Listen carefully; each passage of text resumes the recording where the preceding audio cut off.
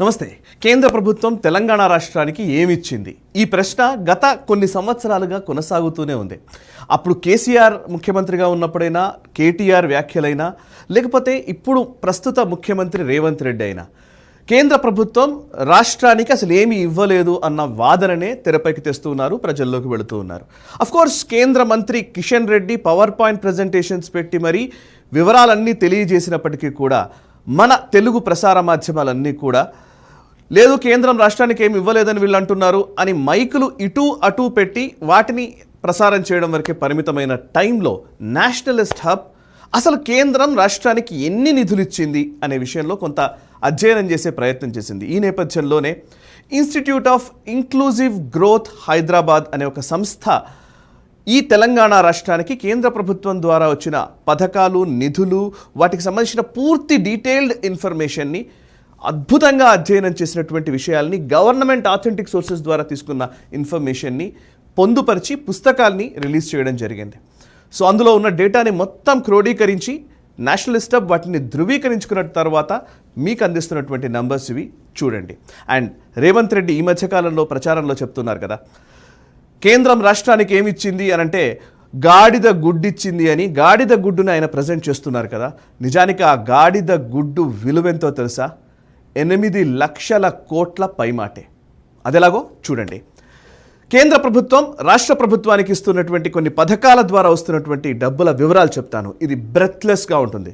మహాత్మా గాంధీ జాతీయ గ్రామీణ ఉపాధి హామీ పథకానికి 32,414 కోట్లు, వ్యవసాయ రంగ ఆధునీకరణ అభివృద్ధి కోసం 1,345 కోట్లు, పన్నుల్లో వాటా 1,96,420 కోట్లు, సమగ్ర శిక్ష అభియాన్ 8,114 కోట్లు, మహిళలు, గర్భిణులు, చిన్నారుల కోసం అంగన్వాడీ సౌకర్యాల పెంపు కోసం 9,172 కోట్లు, గిరిజన విశ్వవిద్యాలయం కోసం 980 కోట్లు, కంపా పథకానికి 4,018 కోట్లు, పెన్షన్ల కోసం 2,078 కోట్లు, 14వ ఆర్థిక సంఘం ద్వారా వచ్చినటువంటి నిధులు 8,769 కోట్లు, 15వ ఆర్థిక సంఘం కింద 10,882 కోట్లు, ప్రధానమంత్రి ఆవాస్ యోజన పథకానికి 9,597 కోట్లు, స్మార్ట్ సిటీ యోజనకు 500 కోట్లు, అమృత్ పథకానికి 3,856 కోట్లు, రామగుండం ఎన్టీపీసీ కోసం 10,997 కోట్లు, విద్యుత్ రంగ బలోపేతం కోసం 786 కోట్లు, సాగునీటి ప్రాజెక్టుల నిర్మాణానికి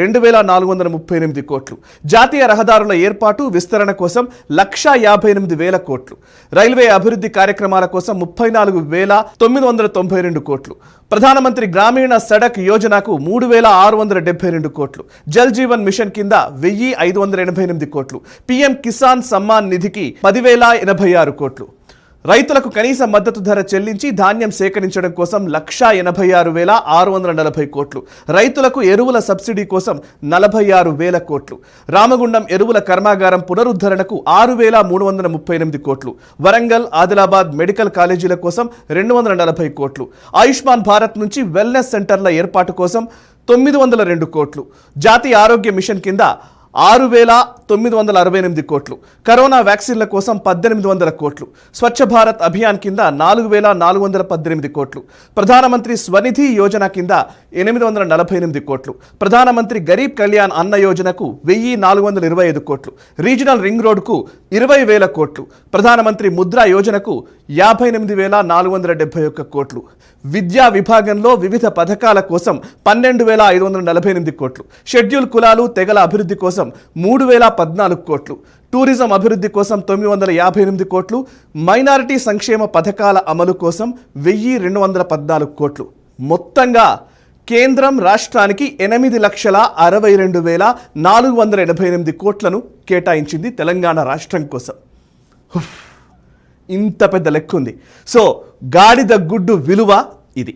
ఈ వీడియో మీకు నచ్చినట్టయితే లైక్ చేయండి, 10 మందికి షేర్ చేయండి, అలాగే కామెంట్ల రూపంలో మీ అభిప్రాయాలను మాతో పంచుకోండి. Nationalist hub group of channels ను సబ్స్క్రైబ్ చేసుకుని తెలుగునాట జాతీయవాద జర్నలిజాన్ని ప్రోత్సహించండి. ఈ వీడియో కింద ఉన్న బెల్ ఐకాన్ పై క్లిక్ చేయడం